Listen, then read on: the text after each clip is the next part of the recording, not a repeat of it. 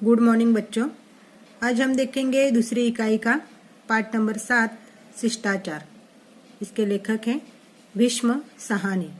शिष्टाचार यानी क्या कि हमारा दूसरों के प्रति व्यवहार, दूसरे से हम कैसे बर्ताव करते हैं, कैसे बातें करते हैं, दूसरों का हम कैसा आदर करते हैं, उसे बोलते हैं शिष्टाचार।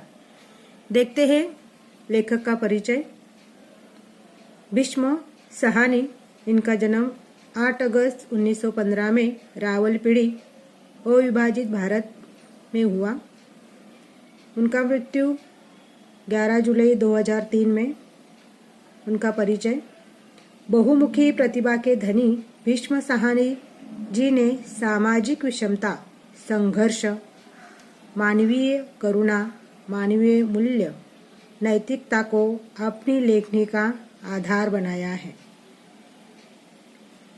इसका मतलब कि वो भीष्म साहनी जी बहुमुखी प्रतिभा के धनी थे। उनको सामाजिक विषमता, संघर्ष, मानव के प्रति करुणा, मानवीय मूल्य, नैतिकता, ये सब अपनी लेखनी में उन्होंने उतारा है। ये हम इस पाठ में देखेंगे। उनकी प्रमुख कृतियां हैं भाग्य रेखा, पहला पाठ, भटकती राख, निशाचर आदि इनके कहानी संग्रह प्रसिद्ध हैं।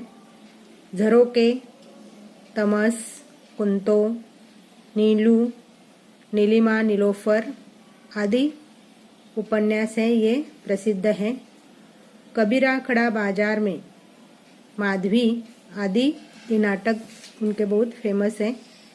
आज के अतीत, ये उनकी आत्मकथा है। देखते हैं गद्य संबंधी। शिष्टाचार ये कहानी चरित्रात्मक कहानी है। जीवन की किसी घटना का रोचक एवं चरित्रपूर्ण कहानी है। शिष्टाचार कहानी के माध्यम से साहजी ने पति पत्नी, नौकर, मालिक के संबंध, उनके प्रति दृष्टिकोण, नौकर का अपने मालिक के प्रति कर्तव्य बोध, अनजाने में किए गए कार्य का पश्चाताप आदि विविध स्थितियों के बड़े ही रोमांचक एवं मार्मिक ढंग से प्रस्तुत किया है। आइए देखते हैं ये पाठ। जब 3 दिन के अथक खोज के बाद राम गोपाल बापू एक नौकर ढूंढकर लाए तो उनकी क्रुद्ध श्रीमती और भी बिगड़ उठी। पलंग पर बैठे बैठे उन्होंने नौकर को सिर से पांव तक देखा और देखते ही मुंह फेर लिया। देखो, इस कहानी में 3 पात्र दिखाए हैं। पहला पात्र है राम गोपाल बापू और उनकी पत्नी, और बाद में दिखाया है एक नौकर। यानी 3 दिन अथक खोज के बाद, यानी राम गोपाल बापू और उनकी पत्नी क्या कर रहे थे, एक नौकर के तलाश में थे और उनको नौकर मिल गया और वो नौकर को लेकर घर आते हैं। ये बनमानस कहाँ से पकड़ लाए हो? इससे मैं काम लूँगी या उससे लोगों से छिपाती फिरूंगी? इसका उत्तर बापू राम गोपाल ने दिया। देखो, उनकी पत्नी उनको कहती है कि ये बनमानस, यानी वो दिखने में कुछ अलग रहेगा, इसलिए उन्होंने ये बोला है कि ये बनमानस कहाँ से पकड़ लाए हैं वो, इससे मैं कैसा काम लूँगी और इससे काम लूँगी या लोगों से इसको छिपाती फिरूंगी। देखो, तो राम गोपाल बापू कहते हैं, जानते हो तलब क्या होगी? यानी वो लोग, देखो तलब, उसने बोला कि देखो तुम्हारे नसीब कैसे हैं, केवल 12 रुपये सस्ता नौकर तुम्हें आजकल कहाँ मिलेगा? बापू राम गोपाल कहते हैं, तो भी काम ही वैसा करता होगा। श्रीमती बोली, यह मैं क्या जानूं, नया आदमी है, अभी अपने गांव से आया है। राम बापू कहते हैं, श्रीमती जी की भौवें चढ़ गई, उसको गुस्सा आ गया, तो इसे काम करने भी मैं सिखाऊंगी। अब मुझ पर इतनी दया करो, जो किसी दूसरे नौकर की खोज में रहो जब तक मिल जाए तो मैं इसे निकाल लूँगी। देखो उनकी पत्नी गुस्से में कहते हैं ठीक है, अभी इसको काम भी मैं सिखाऊंगी, अभी मुझ पर एक दया करो कि दूसरे नौकर की खोज में रहो, जब मिल जाएगा तो इसको हम निकाल लेंगे। राम बापू गोपाल तो यह सुनकर अपने कमरे में चले गए और श्रीमती दहलीज पर खड़े नौकर का कुशल क्षेम पूछने लगी। उसको पूछने लगी। नौकर का नाम हेतु था और शिमला के नज़दीक एक गांव से आया था। देखो उसका वर्णन किया है। चपटी नाक, छोटा माथा, बेहतर से दांत, मोटे हाथ और छोटा सा कद। श्रीमती ने गलत नहीं कहा था। बोला है ना कि ये बनमानस कहाँ से लेकर आए हो। नाम पता पूछ चुकने के बाद श्रीमती अपने दाएं हाथ की उंगली पिस्तौल की तरह हेतु के छाती पर दाग कर बोली,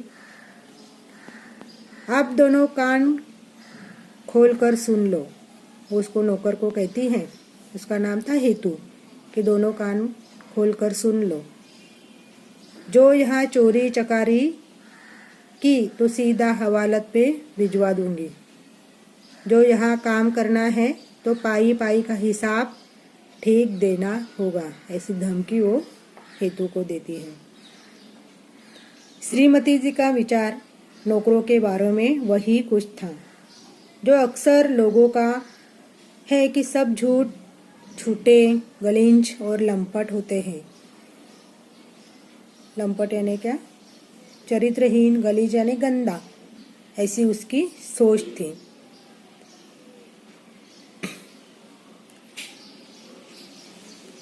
सभी झूठ बोलते हैं, सभी पैसे काटते हैं और सभी हर वक्त नौकरी की तलाश में रहते हैं। जो मिल जाए तो उसी वक्त घर से बीमार की चिट्ठी मंगवा लेते हैं। श्रीमती जी का व्यवहार नौकरों के साथ नौकरों का सा ही था। जो भी घर में उनकी हुकूमत थी। जब उन्हें पतिदेव पर गुस्सा आता तो अंग्रेजी में बात करती और जब नौकरों पर गुस्सा आता तो गालियों में बात करती। दोनों की लगाम खींच कर रखती। उनकी तेज नज़र पलंग पर बैठे बैठे भी नौकर के हर काम की जानकारी रखती। कि देखो उन्होंने यहाँ पर जो लेखक हैं भीष्म साहनी, उन्होंने यहाँ पर श्रीमती इनके राम बापू गोपाल की पत्नी का उन्होंने ये चरित्र दिखाया है कि वो कैसे थी। एकदम कड़क थी और जब भी वो उसको गुस्सा आता था पति के साथ वो अंग्रेजी में बात करती थी और नौकरों के साथ गालियों में बात करती थी और उसकी दोनों की वो लगाम खींच कर रखती थी।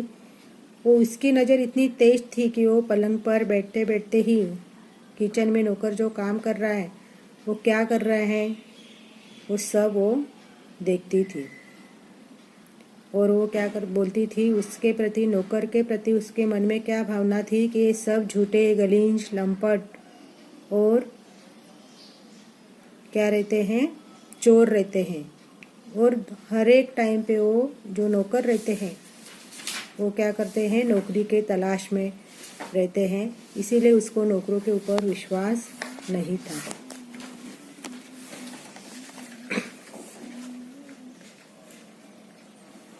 वो इतनी भी जानकारी रखती थी कि नौकर ने कितना घी इस्तेमाल किया, कितनी रोटियां निगल गया, आपने चाय में कितने चम्मच चीनी उड़ा ली है। जासूसी नवालों की शिक्षा के फलस्वरूप उन्हें नौकर की हर क्रिया पर षड्यंत्र नजर आता था। उनकी राम बापू गोपाल की पत्नी की इतनी हुकूमत अपने घर में थी। उसको बैठते बैठते ही पता चलता था कि उसने कितना, नौकर ने खाने में कितना घी इस्तेमाल किया। उसके जो नौकर रोटी खाता था उसमें कितना उसने रोटी में घी डाल दिया, अपने चाय में कितनी चम्मच चीनी डाल दिए।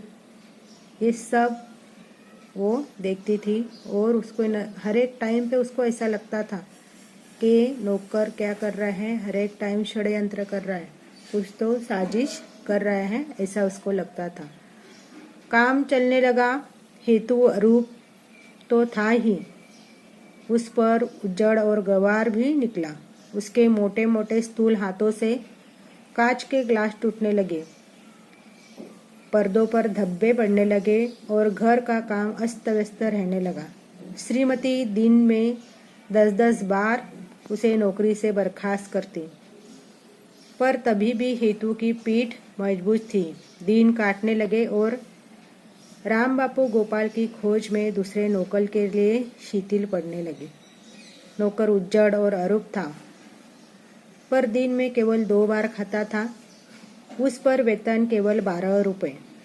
जो किसी चीज़ का नुकसान करता तो उसकी तनख्वाह काटती थी।